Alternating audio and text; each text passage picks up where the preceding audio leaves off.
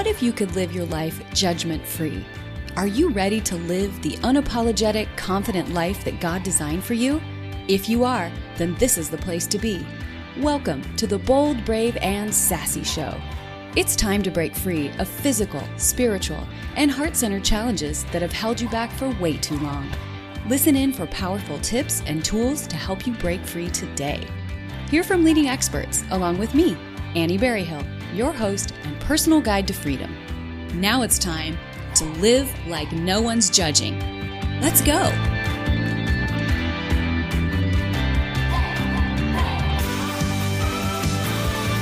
Hey there, everybody. This is Annie Berryhill, and welcome to the Bold, Brave, and Sassy Show.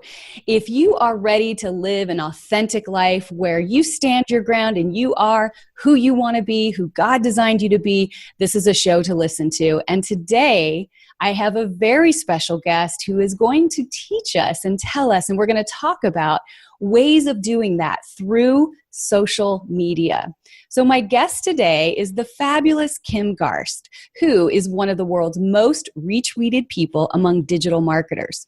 She's a renowned marketing strategist, keynote speaker, and international best-selling author of Will the Real You Please Stand Up, Show Up, Be Authentic, and Prosper in Social Media. Kim focuses on helping business owners grow a business they love while living the life they want. Kim focuses on helping business owners grow a business they love while living the life they want. Kim is also internationally recognized as a thought leader in social media space. Forbes has named her one of the top 10 social media power influencers. So, Miss Kim, welcome to the Bold, Brave, and Sassy Show. Woohoo! I mean, just the name is like, it totally fires me up. Bold, brave, and sassy. Let's do this, right? I love it. That was my intention in naming the show that way. For whatever reason, the word sassy really provokes some really entertaining conversation. And usually, sassy pants. Let's go. I got mine on. Let's do this. Sassy pants. Well, you're such a treat, and I'm so thankful that we could finally get together to do this. So, how's everything going?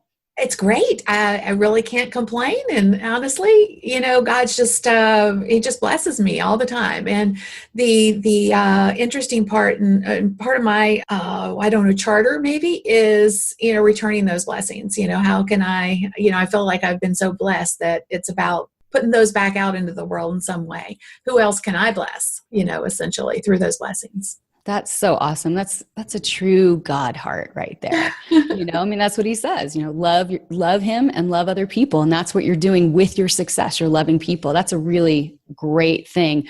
Well, today, as we chatted before we started recording, we talked about social media, and obviously, you guys, if you're listening, just Google Kim Garst. You will find a million things. She's a trainer, a teacher, a speaker, and she's so amazing. I don't even understand a brain like hers because she's continually so on the pulse of what's going on in social media that it just boggles my mind. I have a hard time just keeping up with the IGTV. Yeah, I'm sure you do, but it's your job to keep up. I don't know. That might make me nuts. Well, it's funny you say that because honestly, you really can't keep up with it. Every platform out there, that's called a social media platform changes each and every day in some, either it's small or big way, like IGTV, right? You mentioned that's like a huge new thing. And, I honestly haven't stepped into it yet because I haven't had time to figure it out, learn it, figure out what kind of content I'm going to share there. So it's always something new, right? And one more opportunity, one more place where you can build community, which is beautiful. But at the same time, it's like I said, it's one more thing. Where do you put your focus and where do you show up and, give that value back to people that you're trying to attract to you? Right. And that really applies to people who are, maybe don't have a business and they're not essentially promoting anything other than just connecting online. And by the way, I wanted to interject. Listen to what Kim said. She is an expert. She teaches this for a living and she's not all caught up. So if you're beating yourself up about not being up on the latest and greatest, you are just officially been let off the hook. Yes. Right? We'll let each other off the hook. How's that? Oh, I totally let you off the hook. Man, for sure. If you're doing that, I feel good about myself. It's not my job. It's just something, that's essential in, finding the people that need what we do. Yes. And, it applies to ministry. It applies to mothers groups, really. If you found a great thing that works for keeping your kid out of trouble or healthy or whatever, you need to share it. Absolutely. We all have things that will impact someone else. And I think, when we think we don't know something or we're not good enough or, why would somebody listen to what I have to say? We're just doing a disservice, not to ourselves, although that is one layer of it. We're actually doing a disservice to those that we're here to on this earth to help. And all of us have that in us. We all have something that is going to make an impact for someone else. So it's like you're hiding your own light. And in thus doing that, you are also, like I said, doing a disservice to somebody you could be serving. Exactly. And it seems on social media, you've got the one end of the spectrum, which is obnoxiously posting, promoting, where you just kind of go yuck. And then there's the people where you go, I want to hear more from this person. Why isn't she or he sharing more? And they're more afraid or, thinking that somebody's going to think badly of them. And the truth is, we can't worry about what other people think because it's really just an opinion. An opinion isn't a truth. It's never a truth. Right. And, it may be our truth, but doesn't mean that. I think lots of times when we sit down and we're trying to figure out if we're going to share something on social media, we try to make it perfect. That's one of the problems with social media, frankly, is the fact that, you see people's lives and you think, oh, wow, look, they're having all this amazing fun. And that's all they share because they don't feel like when they sit down to share that they should be telling about the fight that they had with their husband or, and I'm just using that example, maybe that's not what you want to maybe share. That's not what you want. Right. But my point is they don't share the ugly. They're afraid to be vulnerable. They're afraid to put themselves out there in a way that would really be relatable. And I think that's the missing piece for so many people. They don't show up in a human way. I call it belly to belly. Like, we all have struggles, right? Exactly. We all, and yet, if you just show up on social media and you're all about the non-struggle, that's not realistic. Like, that's not a picture of, what life looks like. So, putting yourself out there, if you take a peek at anyone who's really doing well in social media, whether it's from a business standpoint or whether it's just from a place of connection and making a difference, all of those people have one thing in common. And that one thing in common is authenticity in their life, whether it's, I call it the good, the bad, the ugly. Right. They're okay with being who they are. They're okay with sharing their voice instead of that like perfect thing, finding your voice in social media. I think lots of times people are like, oh, well, I've got to make this look perfect or professional if you're, a business person, for example, versus just how would you say it if you were going to say it to a friend?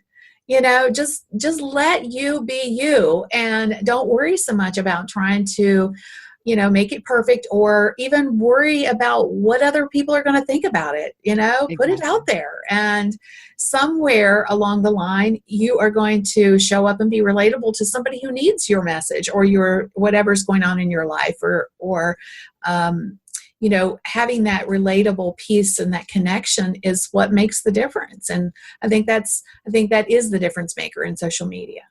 It is funny talking about being real and authentic. I'll read posts from people and there'll be very long descriptions about why they're not wearing makeup in this picture. You and I were talking before we started recording this about the idea of getting ready to do a video. Even though you're listening to this on audio, audience, we do record these in video and someday you'll be able to see this. But, the reality is we look cute from the waist up. Yep. Right. I say this all the time. I dress for success from the waist up. So I've got my yoga pants on.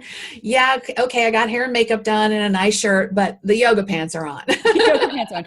But it's funny how it's like such a big deal sometimes, or people frame it in such a big deal, like, watch out, I'm going to be real and imperfect. And it's almost like giving the heads up is going to insulate them from somebody saying, oh my gosh, somebody somewhere who they're never going to hear, by the way, is saying, I can't believe she just took a picture without makeup. Can you see her freckles and her wrinkles and her lines and her age spots, blah, blah, blah, blah, blah. You're like, whatever. Seriously, I don't think you have to frame it like that. You just show up and be you. Whoever wants more from you is going to want more. Whoever doesn't, you're not, I mean, if you're in business, you're not going to get them all. That's a fact. Amen. And if you don't get them all, honestly, who you attract to you is who you're here to make an impact for or to serve in some way. So like if you're a business person, obviously you're trying to attract people to your business that you're meant to help. And the people you're not meant to help, you're not going to attract anyway. Don't get wrapped up in those people. They're not your peep. Not your peeps. You know, you need to just to let that go. Not everyone's going to like you. You're not going to be everybody's cup of tea. That's fine. We're not here to be loved by all. We're here to make an impact or a difference for those that we can connect to, that we do have a message for, or that we can make a difference for. The rest, it's not that you can't love them up, but like I say, they're not your peep. Don't let them go. And to your point, I love what you said about trying to like apologize for what you're putting out there, framing it. You know, you're basically setting the expectation that, oh my gosh, I need to, like if you're apologizing for the fact that you don't have a makeup on today, well, that's like giving people a point of reference for like, oh, wow, she looks horrible without her makeup, right? Yeah. So just don't even worry about that. Exactly. I wouldn't even say, hey, I have no makeup on. It's like, just show up, be who you are, and be okay with that. And then whatever comes from it, if somebody notices you don't have makeup on, they probably aren't going to say anything, honestly. I think that too. See it, right. You know. Exactly. It is funny to me. And I know part of it is some of those people are making a point because they have something in their repertoire of their business that relates to that. They're talking about, fitness, and they're showing their cellulite because they want to be relatable. I get that. But I don't know why sometimes it feels like they're almost defending it before they put it up there. And I just don't think that we need to be in the practice of apologizing. If there's something that you don't like about yourself, then change it. Right. And, honestly, I'm not saying that. I think when you apologize for something that is that you're putting out there, it's almost like you are validating that it's a problem. Mm-hmm. Versus saying, hey, it is what it is. This is where I'm at this point in my life, owning that. So what if I got cellulite? That doesn't mean that, in 3 months from now, I will have cellulite because I'm working on this. I'm trying to fix it. Right. So owning where you are in the moment, it's like, I see a lot of people who get hung up on their past. And I know a lot of people have tragic pasts, and I'm not like saying get over it already. But the point is that everything in our lives shapes us and makes us stronger or gets us ready for something else, and sometimes the struggles are just that. And yet lots of times we just get hung up on that, whatever that past thing is, and we struggle to let it go versus using it to as an experience and understanding that it's got us where we are. And that negative experience could be something that would change the life of someone else that you have a touch point with on social media. So, own where you are today, the humps, the bumps, the struggles that you've gone through, and just know that it doesn't mean that because this is where you are today, that's where you'll be tomorrow or 2 weeks down the road or 5 years down the road. Life changes. It's just a median to get you to the next stage of your life. And I think that brings up a really good concept that I really try to remember just in life, as I get older and I figure all this stuff out, right? That your circumstances, your choices, your relationships actually don't define who you are. And I heard it put like this. You could say, I am fat, let's just say. Or you can say, I'm a person who is experiencing being overweight. Because when you own it like that, when you define your being, your worth, your everything by a physical condition that's fleeting or changeable, it's not who you are. I'm a woman. I've got wide hips. I've got big legs. I'm made for making babies. Like God made me like this. And I do everything I can do to be healthy, to promote longevity, to feel good in my body. And if this is what my meat suit looks like, this is what my meat suit looks like. Right? Yeah. And, to your point, and I think this is the biggest part of this message is where you are today, be okay with that. Be okay with it in the moment. I'm not saying like if you're fluffy, that's the word I use. I like it. I don't like the other word so much, but the point being, if you are fluffy and you're this is the way you are today, doesn't mean, and if you're okay with where you are today, be okay with it. If you're not going to try to change it, I don't want you to think when I say, if you're fluffy, oh, that's a temporary condition, you're going to change it. No, if you're okay and you will own that you're fine with your body and you're okay with where you are with your weight, fine.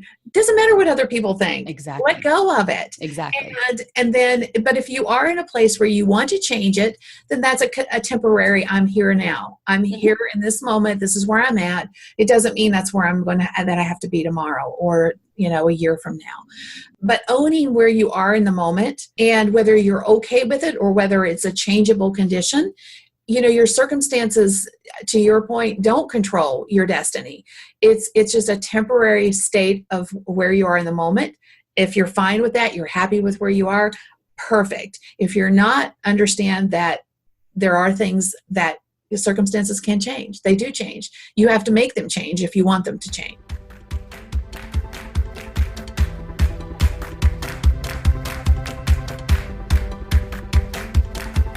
Hey there, it's Annie.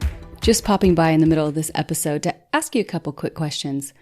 Have you been feeling stuck? Are you asking yourself, how did I end up here in my life? When did I lose control? I don't know if you know my story, but I've been through plenty of challenges of my own, and I found my way back. But it wasn't without a struggle. And now I want to help you find a way back too. And I want it to be easier and faster than my own experience. So what I'd like to do is to offer you a free strategy session. All you need to do is go to www.boldbravesassshow.com and click on the strategy session link that's right below the heading of that page. You'll see a little opt-in box. In that 30-minute session, I promise I can help you find some clarity through the challenges so that you can start to live more of the unapologetically confident life that God designed for you. I hope you'll take advantage of this super special offer. There's only a few spots and they're really going fast. Take care. Now back to the show.